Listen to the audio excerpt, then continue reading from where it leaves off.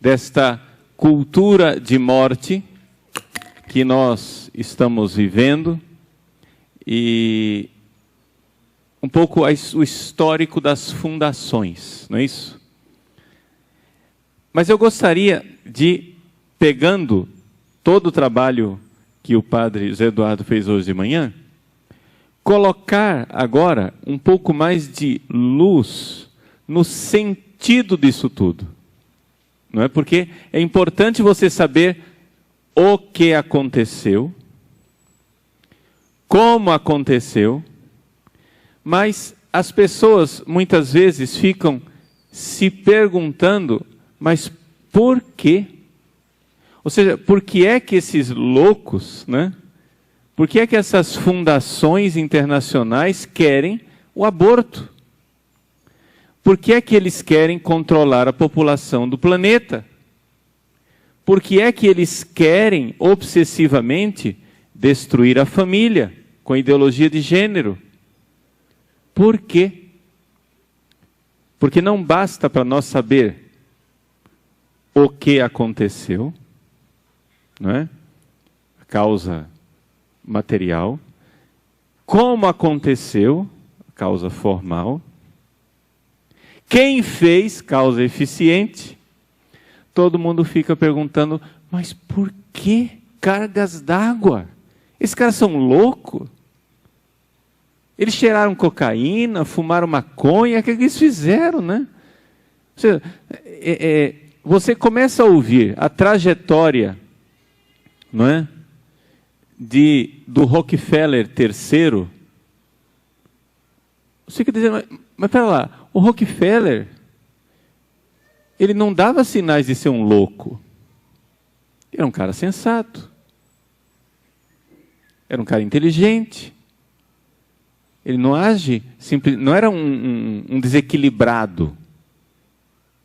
Por que é que ele fez tudo isso? Então vamos tentar responder um pouco, não é? Isto agora no início dessa palestra, colocando para vocês com clareza a causa final. Para isso a gente vai ter que retomar um pouquinho a história que já foi contada hoje de manhã, ok? No final do século XIX, um famosíssimo empresário, talvez uma das maiores fortunas do mundo até hoje, talvez, se não a maior, se a gente for fazer a correção monetária, chamado Andrew Carnegie, é um empresário do aço nos Estados Unidos. Ele escreveu um livro chamado O Evangelho da Riqueza, The Gospel of Wealth, em inglês.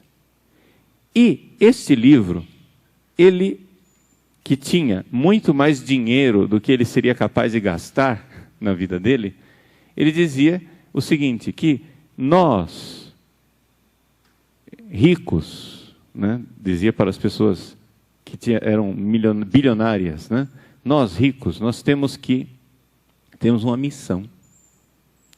Se nós temos dinheiro, é porque nós temos uma missão de transformar esse mundo num mundo melhor. Então nós temos que usar o nosso dinheiro para fazer o bem. Inclusive, ele era a favor de dizer assim que uma das maiores desgraças de uma pessoa rica é se ela morrer rica. Ou seja, ela tem que morrer tendo gastado o seu dinheiro fazendo o bem, porque você simplesmente deixar isso para os seus herdeiros não tem sentido. Ele escreveu esse livro. E esse livro foi lido por John Rockefeller, o primeiro. Então, no final do século XIX. Então, tudo nasceu. Por que eles estão fazendo tudo isso? Tudo nasceu numa realidade muito bem intencionada. Eles queriam fazer um mundo melhor. Usar o dinheiro deles para transformar esse mundo e fazer esse mundo melhor, um mundo melhor. Tanto que John Rockefeller, primeiro, o que é que ele fazia? Ele contratou um pastor, Frederick Gates, para administrar, inicialmente, a Fundação Rockefeller, que foi fundada em 1913, para fazer o bem. Essas pessoas queriam fazer o bem. Eles começaram fazendo o quê? Começaram combatendo lombrigas. As lombrigas, eles tinham que também dar um pouco de educação e começaram a investir na educação dos negros. Primeiro investiram, né, em pastores, evangelizadores, eles eram batistas. E o John Rockefeller primeiro, ele, pelo que a gente vê, pelo que tudo indica, ele era um cristão convicto. Era um homem que tinha suas convicções cristãs, ele queria fazer o bem. A gente fica pensando, talvez, não, esses caras devem ser tudo satanista. Eu não sei se ficaram satanistas depois, porque eu não estou lá para ver a vida íntima deles. Mas o que eu estou dizendo é que tudo começa muito bem intencionado, e isso, gente, para nós, deve nos causar um exame de consciência muito sério. Como é que um cristão bem intencionado é capaz de estar na origem de um desastre desses, como é a cultura da morte? Pois bem, então, começou a fazer o bem. Começaram a combater as doenças. Começaram a educar as pessoas. Só que surgiu um problema. E o problema que colocou todo mundo em crise chama-se Primeira Guerra Mundial. Com a Primeira Guerra Mundial, todo esse pessoal que estava voltado para a filantropia, esses cristãos que queriam fazer o bem, começaram a se perguntar, mas como é possível? A gente está aqui lutando, o que é que adianta eu lutar contra as lombrigas, lutar contra o analfabetismo, lutar contra as doenças, lutar contra isso, contra aquilo, e depois vira uma guerra maluca que, num prazo de menos de 10 anos, destrói tudo que eu estava construindo. A Primeira Guerra Mundial, ela foi verdadeiramente uma carnificina. E é interessante a gente enxergar como a Primeira Guerra Mundial, verdadeiramente, ela foi um ponto marcante, um ponto de virada na história da cultura da morte, nas duas vertentes que nós podemos estudar na cultura da morte.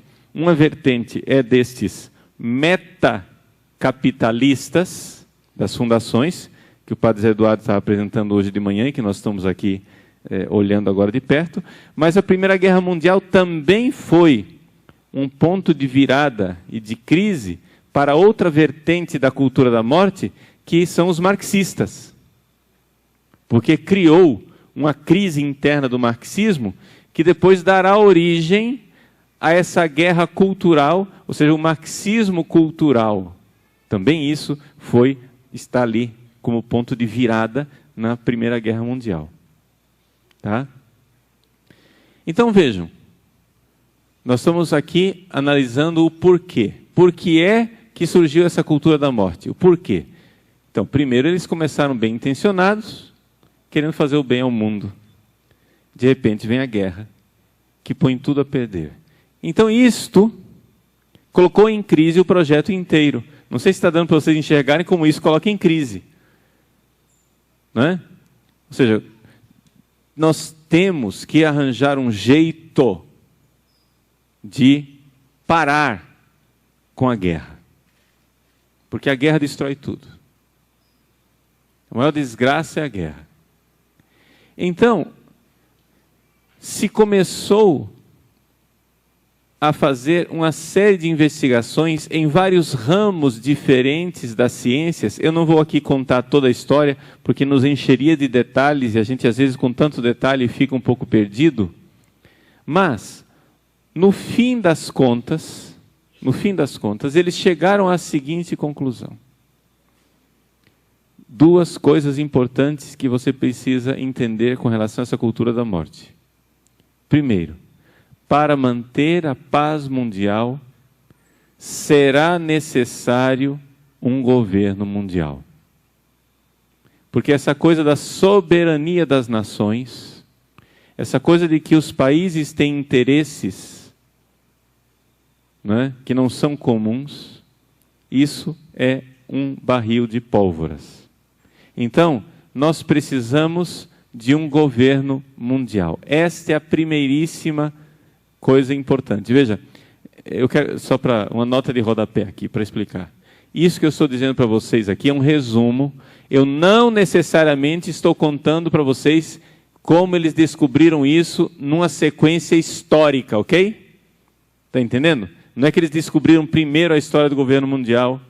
Como eles descobriram essa história do governo mundial é uma longa história que a gente teria que começar lá na África do Sul, no século XIX, etc. e tal. Então eu estou querendo poupar você dos detalhes, porque a minha finalidade nessa palestra é que você, no fim das contas, entenda o porquê. Não encher de detalhes, não saber necessariamente tanto o quê, mas o porquê. Ok? Então vamos lá. Então, primeira coisa, para que você tenha uma guerra mundial, você precisa ter países beligerantes, ou seja, países que brigam. Se você tem um único governo mundial, acabou a guerra. Estão de acordo? Então, o projeto de um governo mundial nasce dessa necessidade da paz mundial. Isto já nos dá um porquê. Mas você chega e diz, tudo bem, padre. Eu entendi, eles faziam o bem para as pessoas, aí eu entendi. Né? Agora, veio a guerra, estragou tudo, agora eles querem a paz. Para ter a paz, eles querem um governo mundial. Também entendi isso. Mas o que é que isso tem a ver com aborto e destruição de família? Não está encaixando. Calma, você não deixa eu molhar o bico? O que é isso? Eu estou explicando a lógica da coisa, ok? Calma. Então vamos lá. Surge então, entre os tantos estudos que foram promovidos pela Fundação Rockefeller, na primeira metade do século XX, ressurgiu, não é, uma teoria a respeito do crescimento populacional, que são as teorias chamadas neo-malthusianas. Não é? Quem era Malthus? Era um pastor anglicano que começou a notar que ele fazia mais batismos do que funerais. Na igreja dele, nascia bastante criança, e ele fazia poucos funerais. Quer dizer que a população estava crescendo. Ele começou a estudar aquilo, e ele começou a ver que a população crescia em proporção geométrica. Não é? 2 pessoas, passava para 4, para 8, para 16, para 32, e assim ia geometricamente se multiplicando, enquanto a comida era produzida em progressão aritmética. Ora, vai haver uma grande fome no mundo, e isso vai gerar guerra. Isso vai ser uma confusão. E aqui que está a história da guerra, ligada ao crescimento populacional. Um senhor, essa teoria do Malthus ficou esquecida durante um tempo, até que, pelos estudos da Fundação Rockefeller, um sujeito chamado Warren Thompson começou a investigar melhor e ver que a teoria do Malthus, ela precisava ser adaptada. Por quê? Porque com a Revolução Industrial, o que é que estava acontecendo? Estava acontecendo o seguinte: os países industrializados, as pessoas vinham para a cidade para trabalhar nas indústrias, havia um êxodo rural, as pessoas vinham para a cidade, e na cidade, filho começa a representar despesa.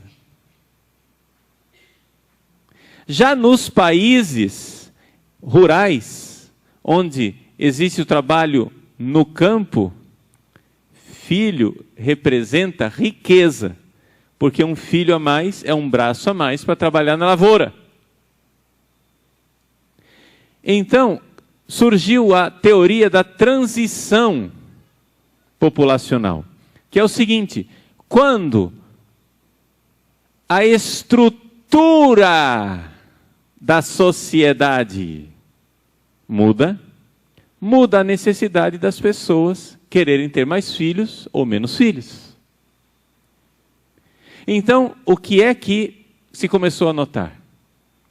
Que nos países industrializados, estatisticamente falando, a população estava diminuindo ou crescendo menos.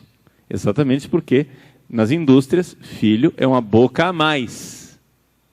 E nos países agrícolas, a população estava crescendo porque um filho era não uma boca a mais, era um braço a mais, era trabalho a mais, era riqueza. Ora, isso significava o que na prática? Que os países ricos iam ter menos gente, e os países pobres iam ter mais gente. Menos gente e mais gente. Ora, acontece o seguinte, que como a riqueza fica onde tem menos gente, por causa da indústria, por causa de tudo, e a pobreza fica onde tem mais gente, haveria uma guerra. Por quê? Porque estes países pobres iriam crescer, se proliferar. Não é? Essas pessoas pobres vão se proliferar e crescer a quantidade enorme de pobres. Esse povo ia começar a passar fome e haveria guerra. Entenderam? Como a teoria da transição populacional mostra que seria necessário, para a segurança dos países ricos, conter o crescimento da população dos países pobres. Porque quanto mais cresce o número dos pobres, os ricos estão sentados num barril de pólvoras. Vejam, eu não estou dizendo que eles pensam isso hoje, deste jeito que eu estou descrevendo, eu só estou dizendo que lá atrás, na teoria do Warren Thompson, foi assim que surgiu a coisa, e foi isto que deu o clique na cabeça do John Rockefeller, terceiro, no caso aqui, estou pulando uma geração para simplificar a conversa, o John Rockefeller segundo, cria o Conselho Populacional, e depois o John Rockefeller terceiro. Os dois já entram nessa linha, mas é mais o terceiro quem vai levar para frente as aspirações de controle populacional do jeito que nós conhecemos hoje. Então vejam, é esse clique que deu na cabeça dos Rockefeller. Puxa vida! Nós queremos a paz do mundo. A paz no mundo nós iremos conseguir com um governo mundial. Mas enquanto isso, nós precisamos deter o crescimento populacional. Por quê? Porque se não detivermos o crescimento populacional, vem uma guerra e não dá tempo outra vez da gente fazer alguma coisa de bom. No meio do caminho, surge um fator ainda mais complicador, que é o fato de que existe a tal da guerra total com a guerra atômica, não é isso? Então vejam só, de repente surge um pensamento de que para manter a paz no mundo, nós precisamos destas duas coisas. deter o crescimento populacional e ir aos poucos implantando um governo mundial. Vamos então fazer isso usando o dinheiro das fundações e cooptando, porque por mais que uma fundação tenha dinheiro, uma fundação não tem tanto dinheiro quanto um governo. O governo tem muito mais. Então, começaram a cooptar os governos, os agentes governamentais, e para isso, no meio do caminho, surge um instrumento maravilhoso para levar isso tudo para frente, que é a ONU. Ora, se nós estamos querendo um governo mundial, temos que fortalecer a ONU. Se nós queremos um governo mundial, as fundações, então, elas começam a apostar, né, nessa realidade de unificação através da ONU e, ao mesmo tempo, levar a ONU a compreender a necessidade de deter o crescimento populacional. Então, de repente, a ONU é um dos instrumentos mais fantásticos para fazer as duas coisas. Tanto porque ela já é um ensaio de governo mundial, e se a gente convence os funcionários da ONU a implantar políticas de aborto, depois, como o padre Zé Eduardo explicou hoje de manhã, de feminismo, de gênero, de gaysismo, etc. e tal, ótimo, tudo encaixa e nós estamos caminhando para o mesmo lugar. Como eu estou aqui tentando explicar para você um porquê, eu pergunto para vocês, está dando para entender o porquê? As coisas estão começando a fazer sentido? Isso que eu estou fazendo aqui com vocês hoje, está esclarecendo, está juntando o quebra-cabeça? Porque a minha finalidade, um pouco hoje, é fechar o quebra-cabeça para vocês entenderem a lógica das coisas. Porque entendendo a lógica, você depois pode, nesta grande lógica, você pode depois ir pendurando os detalhes dos estudos que você vai fazendo. Porque a gente às vezes estuda as coisas, mas não sabe encaixar, não sabe fechar a lógica das coisas, e por isso fica tudo absurdo e sem sentido. Porque que cargas d'água, os caras querem matar criancinha, uai. Não tem sentido nenhum. Parece uma crueldade, uma coisa de gente louca, de gente satanista. Entendeu? Tem satanista no meio também, mas não é esse o problema. Ou seja, a coisa ela é apresentada inicialmente. Vejam como existe ali uma boa vontade inicial, mas esta boa vontade inicial, ela tem algo de profundamente perverso, e aqui eu quero tirar o véu dessa perversidade para você entender. Chama-se soberba. O homem que quer se colocar no lugar de Deus. Pode ser que John Rockefeller III nunca tenha pensado: eu sou Deus, eu estou no lugar de Deus. Dificilmente uma pessoa pensa uma coisa dessas sem ir parar no manicômio, né? Ninguém diz assim: eu sou Deus. Não. Mas o que acontece é o seguinte: existe em nós, por causa do pecado original, uma arrogância de nós julgarmos as coisas a tal ponto que nós, sem notar, tomamos o lugar de Deus. Eu vou aqui, só para vocês entenderem, que eu, quando era criança, eu era, na minha fantasia infantil, um pequeno Rockefeller.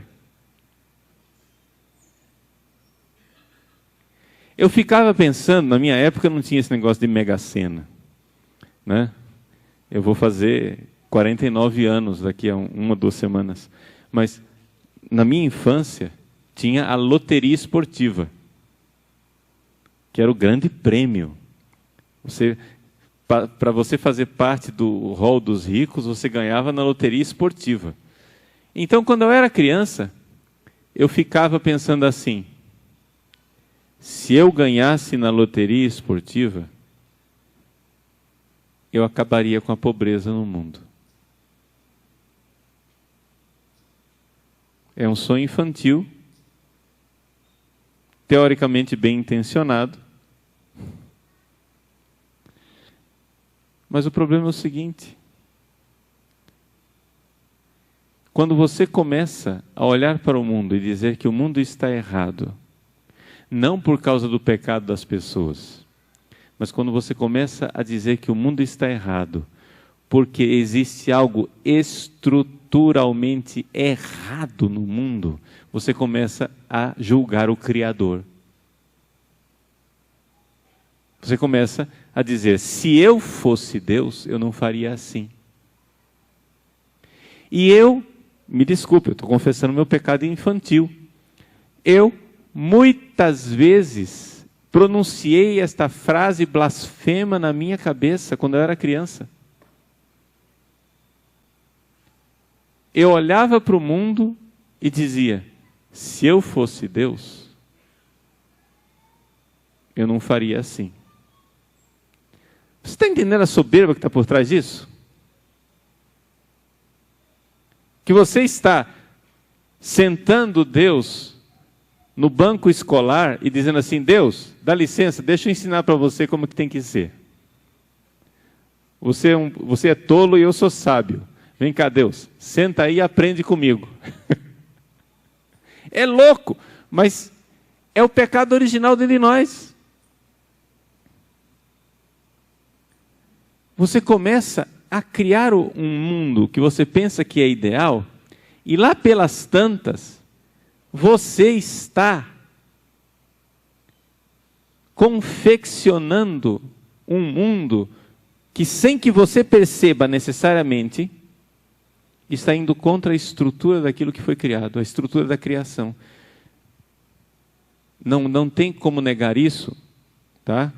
Depois, no fim da cadeia de montagem, quando você começa a ver, eu estou dando um salto triplo mortal de 1 século e terminando aqui no século XXI com a ideologia de gênero. Mas não tem como negar que a matriz do pensamento da ideologia de gênero é que está tudo errado, que o Criador criou o mal, essa desigualdade de homem e mulher. Por que é que as pobrezinhas das mulheres é que têm que parir os filhos? Mas que desigualdade, por que é que elas que têm que engravidar e ficar em casa, enquanto os homens podem viver a sua vida felizes?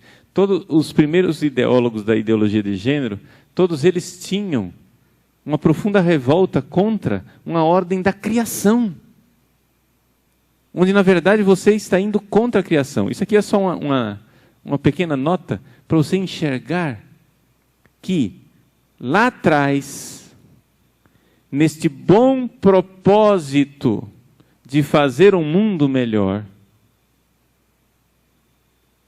que pode parecer uma coisa muito boa, que pode parecer uma coisa bem intencionada, existe ali no início um vício. Porque você pode querer lutar para um mundo melhor, para fazer um mundo melhor, consciente de que você é servo humilde, ou você pode lutar para um mundo melhor, se arrogando um tal poder, que você termina querendo, se revoltando contra a estrutura da realidade criada. Dá para entender essa diferença? Mas isso é só uma nota espiritual aqui, para vocês notarem a diferença que está lá no começo. Voltemos ao nosso assunto, que é a questão do porquê. Ok. Então eu tenho aqui uma dificuldade. Eu tenho dinheiro, eu posso influenciar o destino do mundo, como disse o Carnegie. Eu posso fazer minhas fundações, aí vai lá o Rockefeller, faz a sua fundação. Depois que o Rockefeller faz a fundação dele, e ele começa a descobrir, entra em crise, vê que ele não dá conta de mudar a própria fundação dele para convencê-los a fazer um controle populacional. Ele funda agora o Conselho Populacional, em 1952, e 1952 é a data, digamos assim, de nascimento, poderíamos dizer, é o aniversário da cultura da morte como nós a conhecemos hoje. 1952. Essa é a data que mudou o mundo. Por quê? Porque ali houve a fundação do Conselho Populacional e ali houve, naquele mesmo ano também, não é, a cooptação da Fundação Ford, que era uma fundação muito mais rica do que a própria Fundação Rockefeller, para entrar também nessa loucura de controle populacional. Logo em seguida, então, essas fundações começam a cooptar outras fundações que vão aparecendo no caminho. Por exemplo, a Fundação MacArthur, que vai ser a fundação responsável pelo Brasil, dentro desse esquema geral, onde eles dividiram um pouco as suas funções e as suas competências. E eles foram, então, trabalhando nessa questão populacional. Mas não percam de vista, porque eu vou voltar nesse dado, não percam de vista a história do governo mundial. É importante diminuir a população, porque, né, nós temos essa necessidade, mas tudo isso não é só diminuir a população para evitar a guerra, é também ir implantando um governo mundial. Não perca de vista isso. Vamos lá. A partir dessa realidade em que as fundações começam a trabalhar concretamente para manobrar as coisas, eles não são deuses, tá?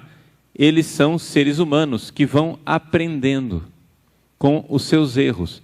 Mas existe uma enorme diferença entre as fundações e nós aqui. E aqui é que eu quero cravar outra estaca importante nessa minha palestra. Eles se predispuseram a uma finalidade. Eles colocaram ou seja, o objetivo final é a paz mundial. Os meios que eles vão obter, com os quais eles vão obter a paz mundial é controle populacional e governo mundial. Mas como que nós vamos conseguir isso? Aqui é que vem. Um enorme investimento em conhecimento. Estudo. Gente, a maior parte de nós conhecemos a ponta do iceberg. Nós conhecemos o militante, né? Abortista. Nós conhecemos o militante que faz protestos, que se veste de forma espalhafatosa, que causa em nós espanto. Mas nós precisamos entender o seguinte, gente. Eles estão a todo momento estudando e a todo momento corrigindo novamente a sua estratégia. Eles estão a todo momento estudando e corrigindo suas estratégias para obter a sua finalidade. Por isso, não é possível nós determos esta avalanche, não é, de cultura de morte, se nós também não retomarmos a nossa vocação cristã de estudar. Estudar. Eles sabem onde eles querem chegar, mas se tem um obstáculo, gente, eu quero chegar lá, tem um obstáculo aqui no meio, o que eu faço? Como é que eu vou fazer para desviar dele? Bom, eu posso ir por aqui, ou eu posso ir por aqui, ou eu posso ir por cima. Qual é a melhor forma? Então eles se sentam, eles têm grupos, pessoas que estudam, que vão trocando ideias entre si, que vão ensaios, estudos, etc., onde eles então redesenham a estratégia. E então, redesenhando a estratégia, eles vão... Por exemplo, a estratégia inicial qual era? Implantar o aborto no mundo. Houve um problema. Na América Latina, de repente, na década de 60 e 70, foram implantados regimes, não é, de semiditadura ou ditadura civil-militar, onde, nos regimes militares da América Latina, exatamente para evitar que viesse dinheiro da Rússia para implantar o comunismo na América Latina, os militares impediam que viesse dinheiro de fora, do estrangeiro. Portanto, já que não vinha mais dinheiro de fora dos comunistas, também não vinha dinheiro de fora das fundações. E é por isso que no mundo inteiro, enquanto o mundo inteiro legalizou o aborto, onde podia entrar dinheiro de fundação, o aborto foi legalizado, a América Latina ficou limpa. Olhe para o mapa do mundo e você verá que a América Latina não tem aborto. Hoje, por uma série de pequenos, grandes desastres, nós temos aborto onde? No Uruguai e no Distrito Federal do México. Só. Mas não é espantoso? Ah, por quê? Porque a América Latina é católica. Não, tem alguma coisa a ver com o catolicismo também. Não estou descartando. Mas me desculpa. Não estou querendo falar mal de nós mesmos. Mas me desculpa. A nossa evangelização e o nosso cristianismo não é que seja tão profundo assim, né? Existem outros fatores que explicam isso tudo. Não estou excluindo o cristianismo, que também faz parte. Mas existe essa realidade de que o dinheiro das fundações não pôde entrar aqui. Ora, de repente, você vai e tem um continente inteiro onde você quer implantar o aborto e não consegue, o que é que eles fazem? Eles redesenham a estratégia.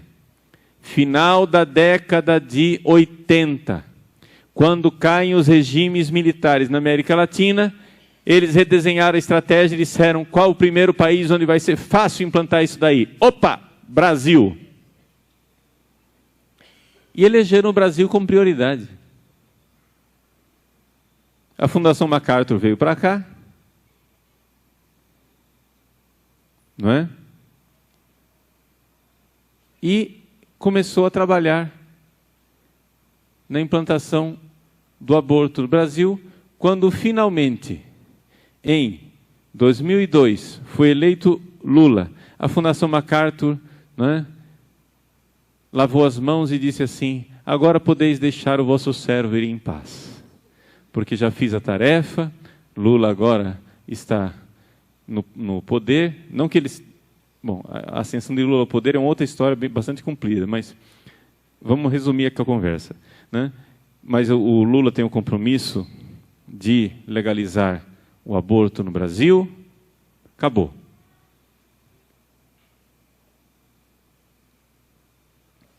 Mas eles não levaram em conta o fato de que as pesquisas que eles tinham feito na década de 80 tinham mudado. Porque na década de 70 e 80 havia um índice de aprovação do aborto no Brasil, não é? Que não era a maioria, mas era respeitável, considerável. Acontece que, sem que eles notassem, o índice de aprovação do aborto no Brasil foi reduzindo, ficando nanico, até que se reduziu a 3%, 2% da população somente é que seria a favor da legalização do aborto no Brasil, da descriminalização do aborto, como eles costumam dizer. no Brasil. Quando, então, tentaram legalizar o aborto por via legislativa, qual não foi a surpresa? A reação da população, dos pró-vidas, que graças a Deus estavam, não é, bem acordados, que impediram a consecução do plano deles. O que é que eles fazem? Redesenham a estratégia.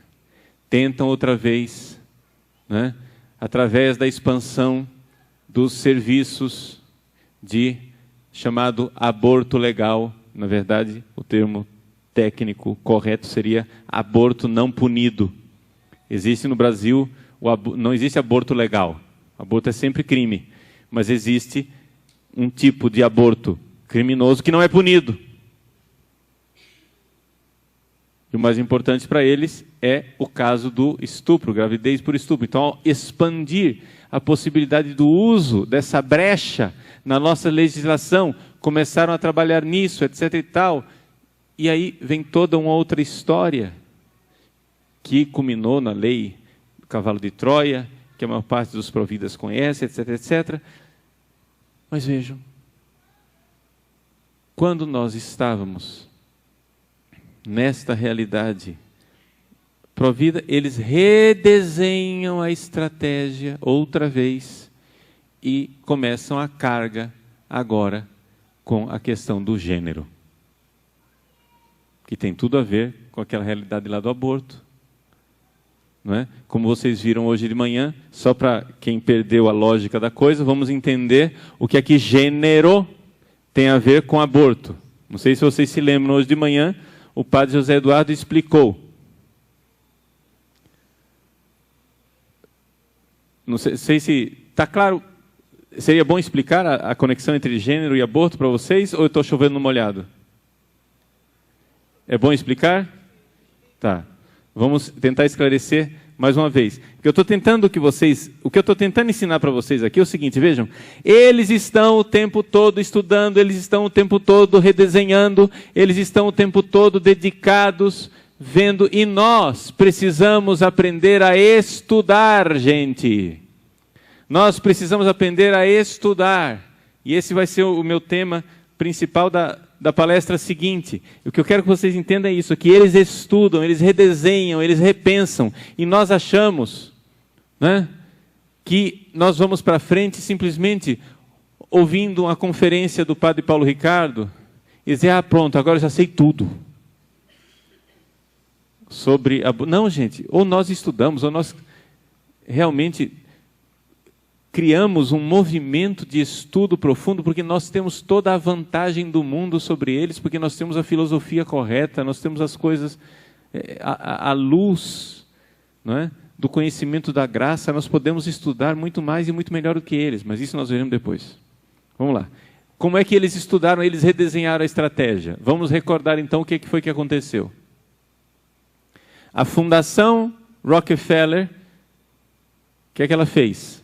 Primeiro, começou a investir em estudos de demografia no mundo inteiro, para criar a convicção mundial de que o crescimento populacional era um problema. Não havia faculdades de demografia. E eles investiram milhões de dólares em faculdades de demografia no mundo inteiro. Eles criaram uma pseudociência demográfica. Para quê? Para depois entrar com a solução, aspas, médica, de implantar o DIU dentro do útero das mulheres, de ensinar a abortar, ensinar a usar pílula, realizar castrações, digamos assim, né? Bom, fizeram tudo isso a solução médica. Então, primeiro houve um investimento em demografia, depois um desenvolvimento de medicina. Até que houve uma crise no final da década de 60. Um aluno do Warren Thompson, aquele carinha que desenvolveu a teoria da transição populacional, chamado Kingsley Davis, que o padre Zé Eduardo falou hoje de manhã, ele pôs todo mundo em crise, dizendo assim: não adianta você colocar DIU na barriga das mulheres. No dia que ela quiser ter um filho, ela tira o DIU e vai ter filho. Se você quer realmente limitar o crescimento populacional, você tem que mudar a estrutura da sociedade de tal forma que as mulheres não queiram ter filhos. Você tem que mudar a sociedade. Por quê? Porque as instituições é que levam as pessoas a se comportar dessa maneira. Existe uma instituição chamada família. Ele não diz desse jeito, eu estou adaptando aqui para ficar mais claro para você entender, tá? Mas existe uma instituição perversa chamada família, que faz com que as mulheres queiram ter filhos, ficar em casa e cuidar dos seus filhos. Nós precisamos mudar o relacionamento entre homem e mulher, para que as pessoas parem de querer constituir família, e por isso parem de querer ter filhos, e por isso, agora, nós tenhamos uma nova configuração social e o crescimento populacional vai estancar. Por quê? Nós não colocamos um DIU na barriga das mulheres. Nós colocamos um DIU no cérebro, na cabeça, na mentalidade das mulheres. Isto que o Kingsley Davis chamou a atenção das pessoas no final da década de 60, só se tornou operacional em 1974 por causa de uma conversa de uma senhora chamada Adrienne Germain com o Rockefeller III, que, numa conversa de 1 hora, convenceu o Rockefeller e, finalmente, a estratégia mundial inteira mudou de rumo. E agora, a preocupação deles não é tanto uma preocupação médica, mas é uma preocupação de engenharia social. Daí nós passamos, né?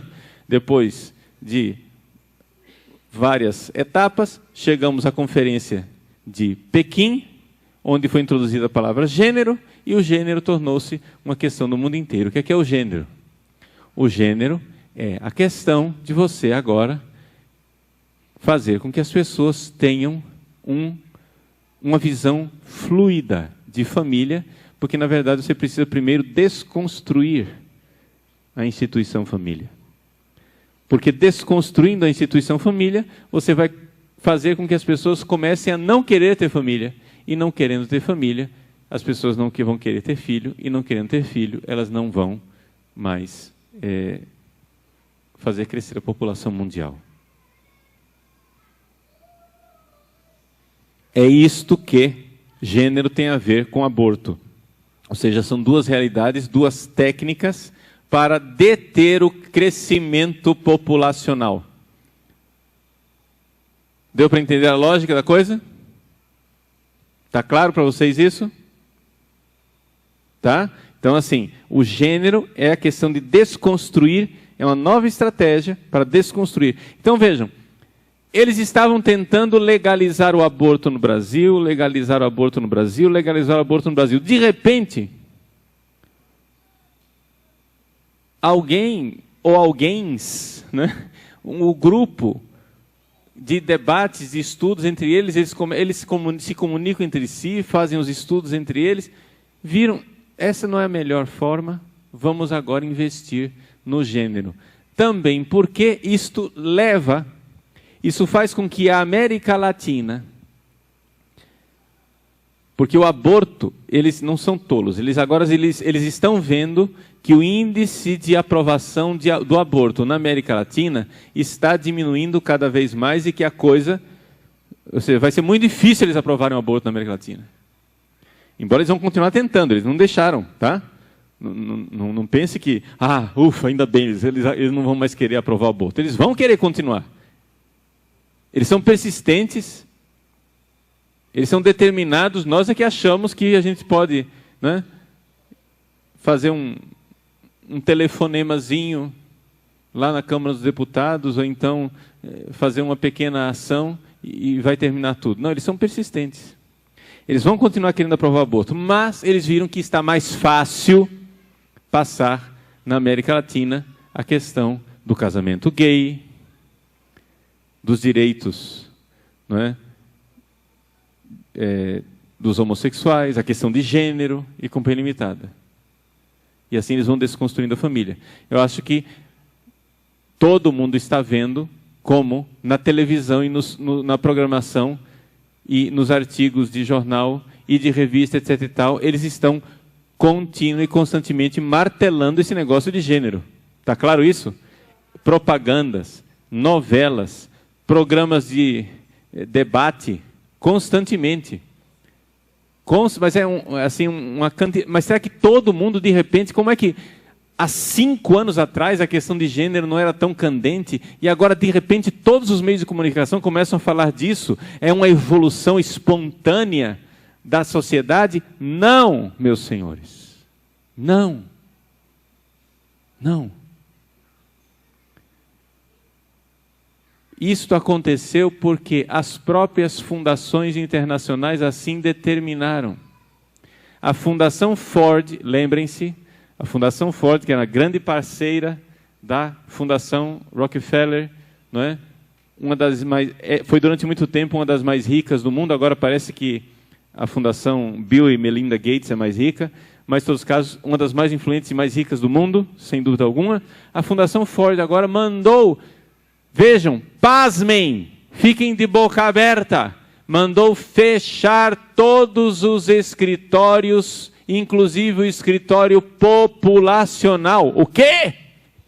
A Fundação Ford não está mais preocupada com o controle populacional? Mandou fechar os escritórios populacionais para se dedicar a uma única questão: gênero. De repente nós vemos aí que está acontecendo agora com o gênero a mesma coisa que aconteceu lá na década de 50 com relação à demografia. A Fundação Rockefeller começou a investir em bolsas de estudo, de doutorado, de faculdades de demografia. Agora, a coisa é o quê? Estudo de gênero. Se você quiser fazer uma tese de qualquer assunto que termine defendendo a teoria de gênero, você já tem bolsa de estudo garantida.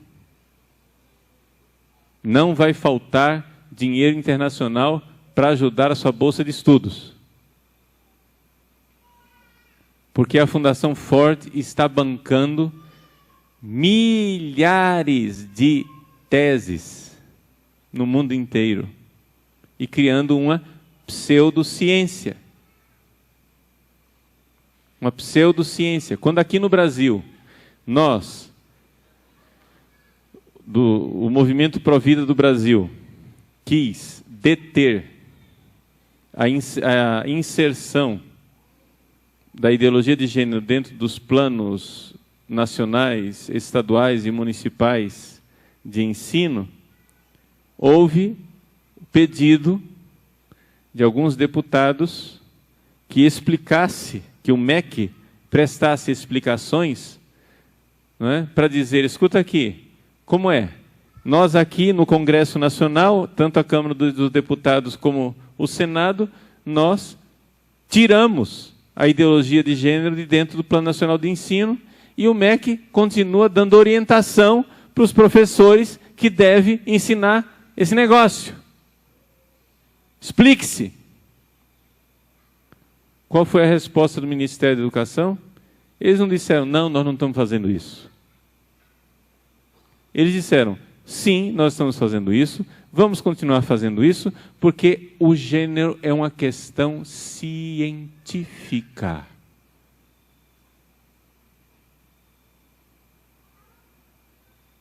Existe consenso científico internacional com relação à questão de gênero. Mas de onde vem esse consenso? Das fundações que criam uma pseudociência. Estão entendendo como eles são? eles investem em conhecimento em 2 níveis. Em grupos de estudo de verdadeiro conhecimento estratégico. E segundo, também em pseudociência para criar uma cortina de fumaça para que as pessoas enxerguem, né, aquilo lá tudo como um consenso. Bom. Então eu gostaria que vocês enxergassem isso, gente. Que realmente esse pessoal, eles estudam. Eles estudam. E eles estão constantemente estudando e constantemente reformulando as estratégias. Então, para amarrar e concluir essa minha primeira colocação, o que é que eu quis, né, transmitir para vocês hoje? O seguinte. Primeiro, qual é a finalidade que eles querem alcançar com tudo isso? Essa finalidade foi gerada por uma crise que foi a Primeira Guerra Mundial. Eles querem fazer o bem ao mundo. Inicialmente era essa a proposta.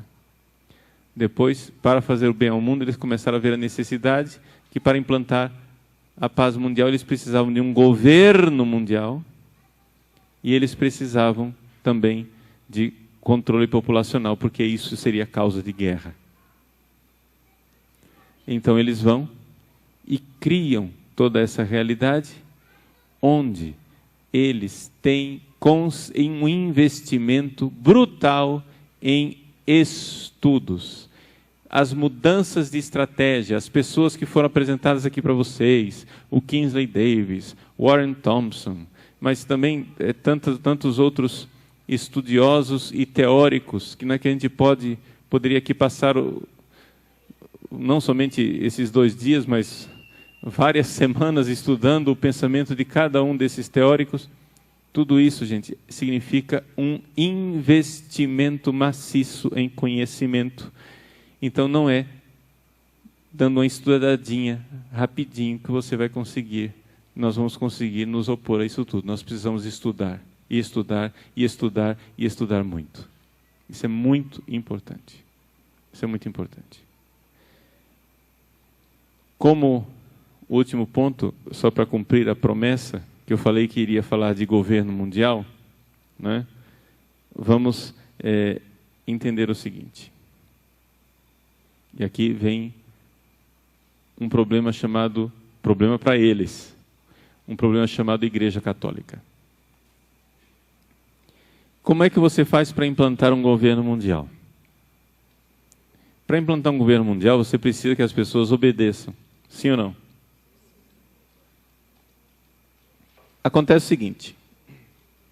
No meio do caminho tinha uma pedra no meio do caminho. E a pedra chama-se Igreja Católica. Por quê? Porque a Igreja Católica é a única instituição de âmbito mundial, internacional, universal, que ensina às pessoas que existe um certo e um errado que não está inscrito na sua cabeça, está escrito na realidade das coisas.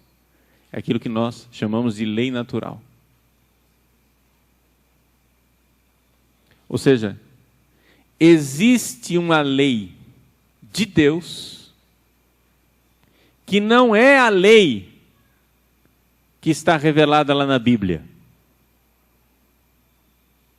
Existe uma lei de Deus que está inscrita no ser das coisas. Isso é uma das grandes dificuldades que nós temos na nossa ação pró-vida, lá no Congresso Nacional, quando a gente vai lidar com a bancada evangélica. Os evangélicos são nossos grandes parceiros nisso tudo, gente. Graças a Deus. Se tem algum evangélico aqui, Deus te abençoe. Que alegria. Vamos trabalhar juntos. Só que existe uma dificuldade. Os evangélicos, eles não investem no estudo da filosofia.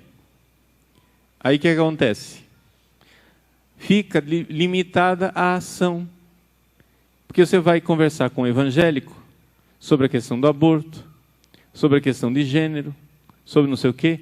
Ele só é capaz, quando ele procura argumentos, ele só é capaz, ele vai e investiga lá no baú do conhecimento dele, e ele só é capaz de tirar de lá de dentro do baú versículos bíblicos para argumentar. Só que o problema é o seguinte, gente. Se as suas convicções estão só baseadas na Bíblia, você já está vencido. Porque os nossos adversários vão dizer assim: sim, mas essa é a sua convicção para você que tem fé. Eu não creio na Bíblia, eu não preciso seguir Bíblia. Isso aqui é um país democrático, existe liberdade religiosa, eu não creio na Bíblia, eu não vou seguir esse negócio aí, acabou. E aí você fica sem base argumentativa para dialogar com as pessoas.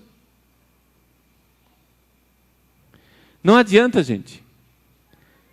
Nós, católicos, sabemos, e nisso os evangélicos não têm dificuldade nenhuma de eles concordarem conosco, só que vamos estudar, precisa estudar. Nós sabemos que existe, além da revelação divina que está na Bíblia, existe uma outra verdade divina que está inscrita no ser das coisas. O ser das coisas, que existe um certo e um errado na coisa, que eu sou capaz de enxergar racionalmente. Racionalmente. Então, mesmo que não houvesse Bíblia, o aborto seria crime. Porque racionalmente falando, a própria natureza das coisas me diz que existe uma inviolabilidade da vida humana. E que a vida humana, ela deve ser defendida desde a concepção até a sua morte natural. E isso está inscrito no ser das coisas. E eu posso argumentar racionalmente com qualquer pessoa inteligente que não seja católica. Por quê? Porque isso está inscrito, não é, na inteligência de quem criou. Existe uma inteligência criadora que colocou uma lógica na coisa, no mundo real.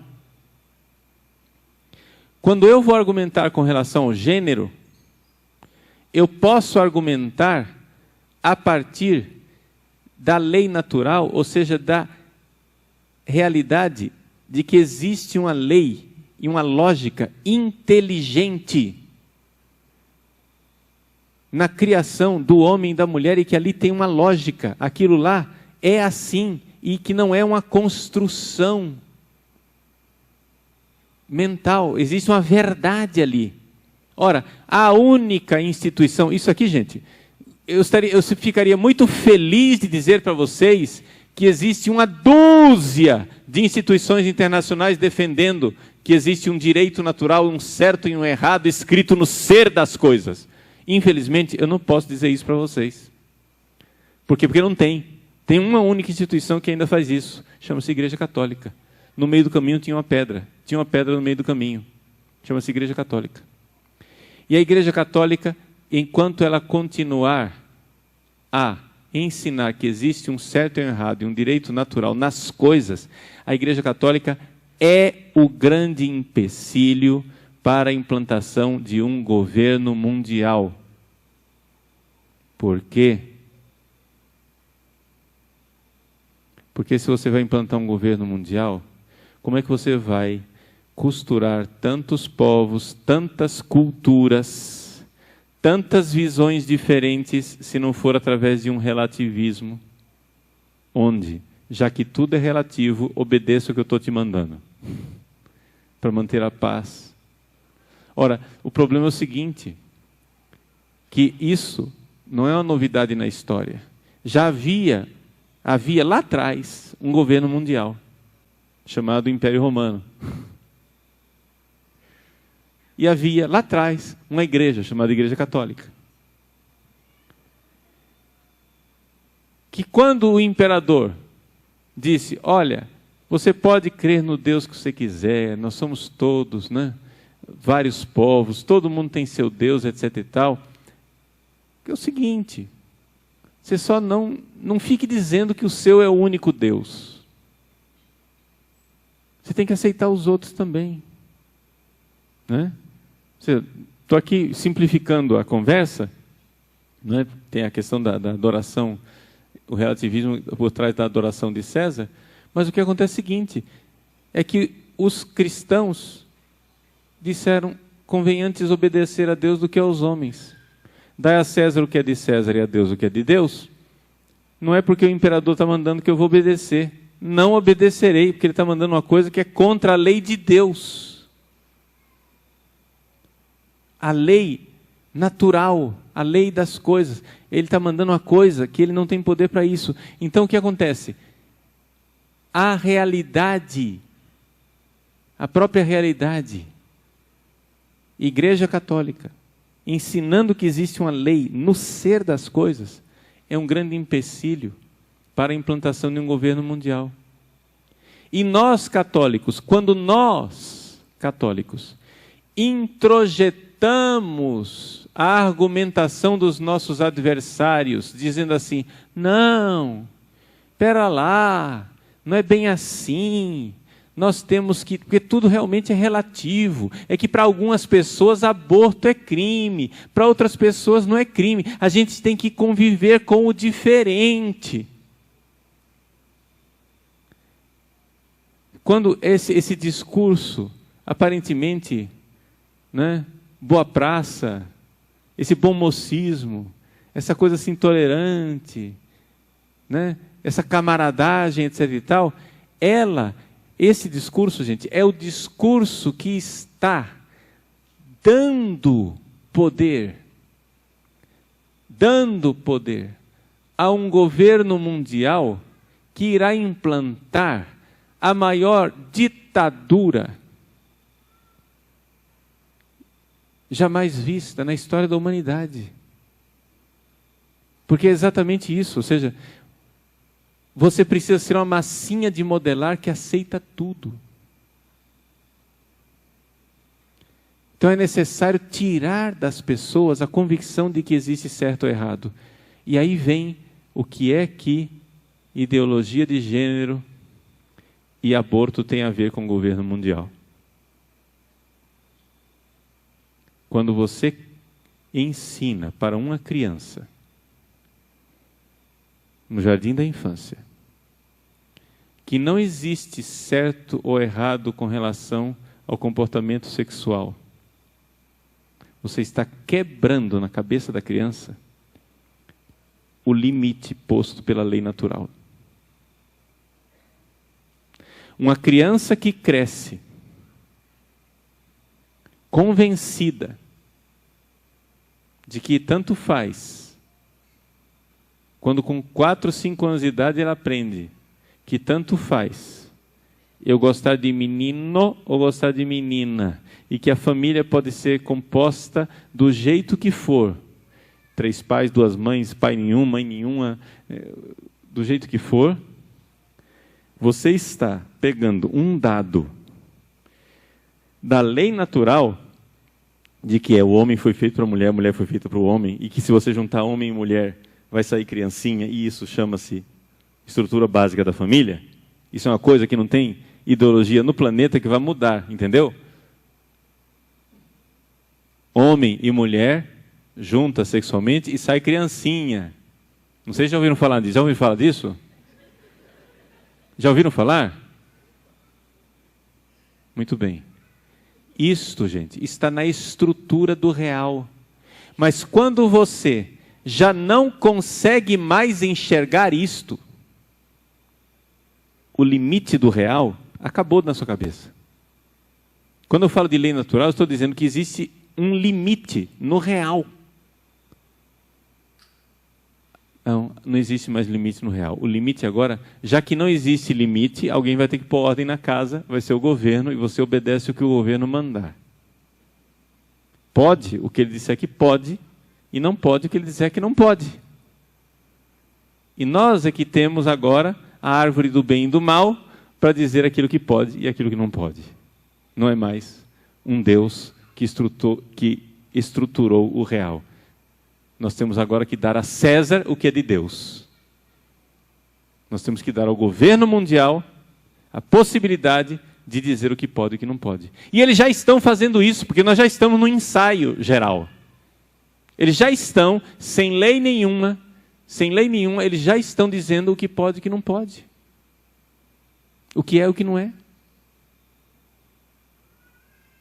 Estão entendendo? E essa é a grande dificuldade. Então, é aqui que nós vemos uma realidade bastante delicada, porém importante. Que é que toda essa realidade do aborto e da ideologia de gênero tem uma finalidade hipoteticamente boa chamada paz mundial através da implantação de um governo mundial. A primeira preocupação é a questão populacional. Mas existe também a preocupação de você implantar um governo que as pessoas obedeçam. E, portanto, é necessário quebrar a limitação. Você está dizendo que é crime no ser das coisas o aborto? Não, não é. Isso aí é uma opinião sua, relativa. É a sua Bíblia que diz isso, mas não impõe a sua Bíblia nos outros. Você está dizendo que não pode unir homem com homem, mulher com mulher, mudar de sexo, escolher o gênero, qual é o papel social que eu vou fazer, mas isso daí é um limite da sua Bíblia, não impõe a sua Bíblia nos outros. Você fique dentro do seu templozinho, fique lá dentro da sua igrejinha, pregando as suas coisas, mas não imponha isso para a sociedade. E ali, então, se vê a necessidade de implantar aquilo que o Papa Bento XVI chama de ditadura do relativismo. Essa é a ditadura do relativismo.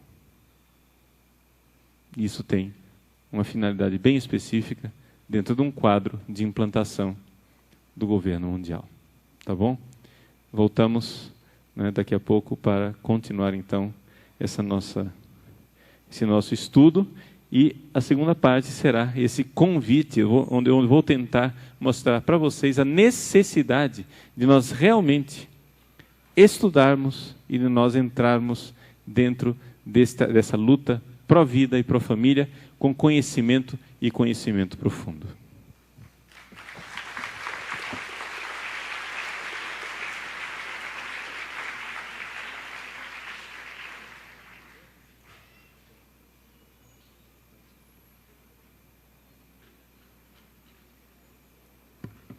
Nós vamos fazer o seguinte, decidimos isso agora.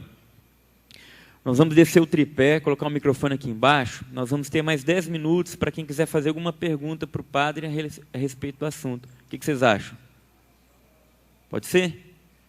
Então tá bom, vou descer o tripé para a gente fazer isso.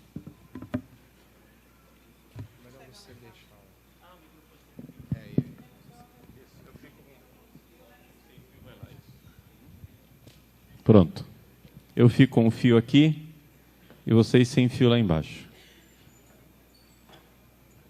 Vamos lá então. Quem teria uma primeira pergunta? Pode vir sem aqui. Sem se acanhar, você não está sendo filmado. O Adrian, vem cá você. Só vai aparecer sua voz.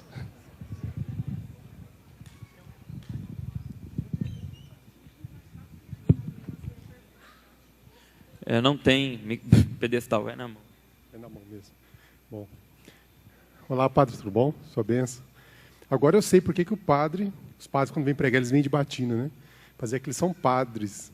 Porque, para nós, lá tinha que ter uma chapelaria lá fora com como que é aquela? Carapuça. Todo mundo tinha que entrar aqui e colocar a carapuça. Os pró-vidas, né? Mas, padre, a pergunta é o seguinte. Quando o senhor fala em relação... Quando foi falado o padre o padre Eduardo e o senhor anteriormente, o senhor falou agora, em relação às mães. Como é que então seria a postura, a partir de agora, que nós, providas, tocaríamos nesse assunto para a sociedade? Porque quando nós vemos que a mulher, como Eva, comeu a fruto da árvore do conhecimento, e aí ela começa a tomar atitudes diferentes para que todo esse projeto consiga ter êxito, tomar atitudes que elas começam a buscar o conhecimento, quando elas começam a mudar as suas vidas, começam a não querer ter filhos, começam a querer crescer. Sim. Como então, veja só, nós podemos mostrar como isso? é a atitude de uma pessoa provida com relação às mulheres ou das próprias mulheres?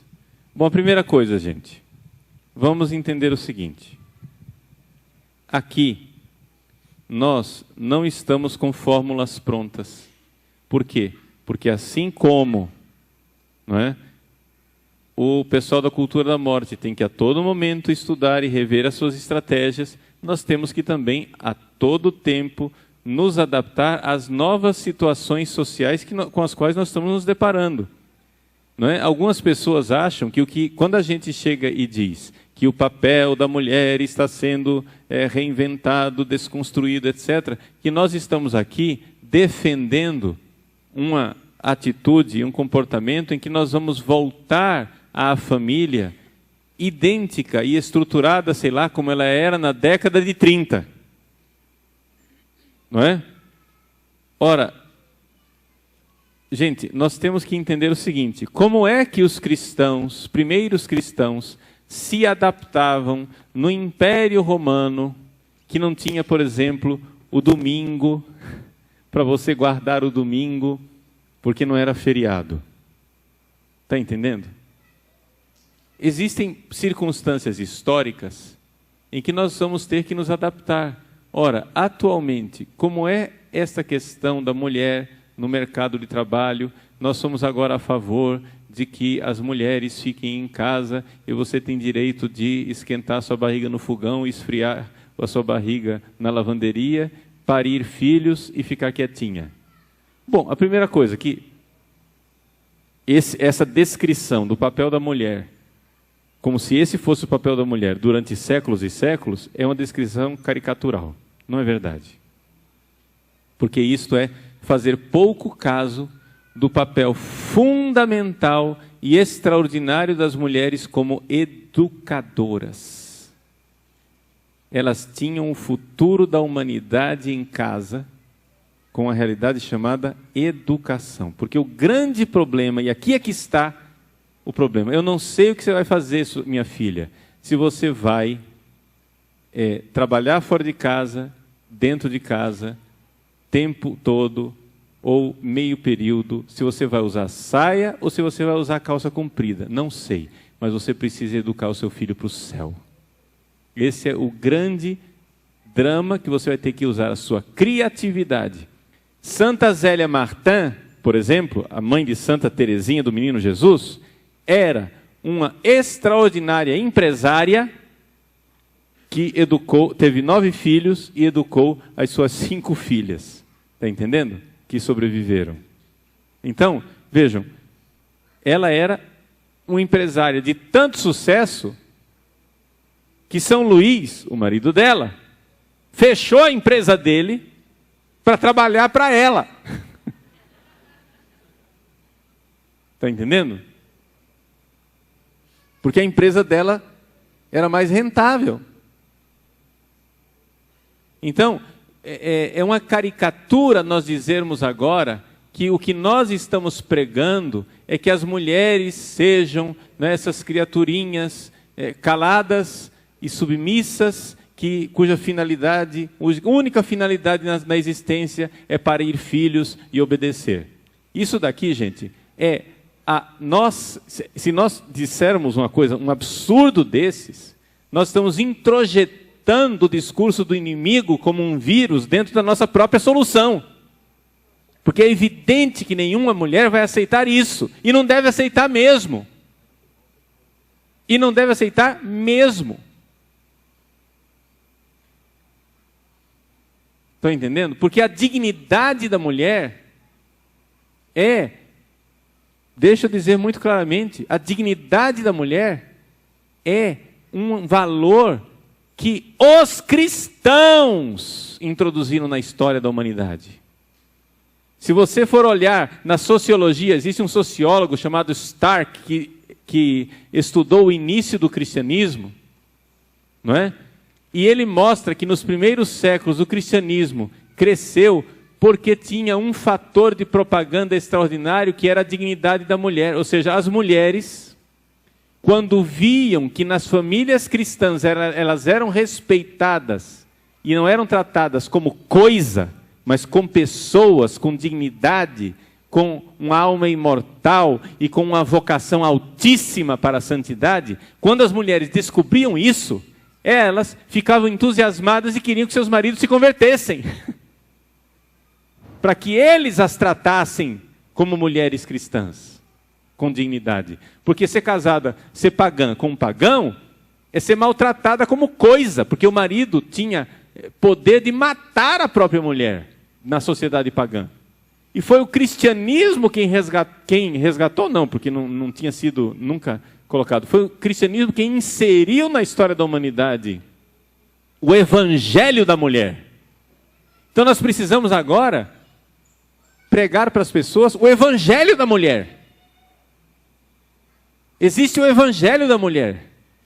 Ou seja, a boa notícia para a mulher, que foi exatamente a altíssima dignidade da mulher. Então a encíclica Mulieris Dignitatem, do Papa São João Paulo II, cujo dia hoje nós comemoramos, é extraordinária. É extraordinária nesse sentido. E nós precisamos realmente nos debruçar, não é, sobre o ensinamento cristão sobre a mulher. Tá? Porque, assim, às vezes, existem algumas pessoas num movimento mais tradicional, conservador, etc. e tal, que prestam um desserviço à causa pró-vida, porque criam uma caricatura da mulher que é inaceitável. Entende? Pegam, por exemplo, dados da Bíblia que falam, não é, da mulher ser submissa aos seus maridos, etc. e tal, isso e aquilo, que é uma verdade, mas criam uma caricatura dessa verdade, que é inaceitável. É inaceitável você tratar a mulher agora como coisa. Por quê? Porque isso é um evangelho capenga. São Paulo diz, mulheres, sede submissas aos vossos maridos, mas ele diz também, maridos, amem suas mulheres como Cristo amou a igreja. Então a coisa é a seguinte, se você é um homem que como Cristo está derramando seu sangue pela sua mulher, você tem direito de pedir da sua mulher submissão. Mas se você não está derramando seu sangue, seu cafajeste, você fique quieto no seu lugar.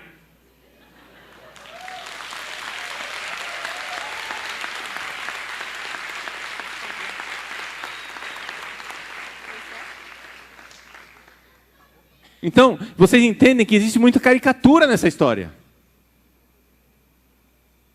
E eu digo para os meus irmãozinhos, não é, que fazem apostolado na internet, vocês sabem que eu faço apostolado na internet também, que pelo amor de Deus, Nossa Senhora do Bom Parto, vocês parem de prestar serviço à cultura da morte, criando uma caricatura de intolerância. Entendeu? Porque tem certas pessoas que apresentam um tal projeto familiar que, sinceramente, se eu fosse pagão, Deus me livre de ser cristão desse jeito. Eu não ia querer entrar nessa loucura de jeito nenhum. Tá? Estão dizendo que é para encerrar, mas tudo bem. A gente vai fazer o seguinte, mas valeu, né? Valeu esse momento que foi a abertura. Beleza. Depois a gente pode voltar, né? Isso, a gente volta depois nessa do mesma intervalo. fila aqui. Nessa mesma perspectiva. Aí você grave o pessoal que estava aqui tá bom, tá com gravado. as perguntas e vocês voltam, tá bom? Tá ok? Obrigado, padre. Maravilha. Teremos, então, um intervalo. Quando você ouvir a música, você volta para cá. Tá bom? Obrigado.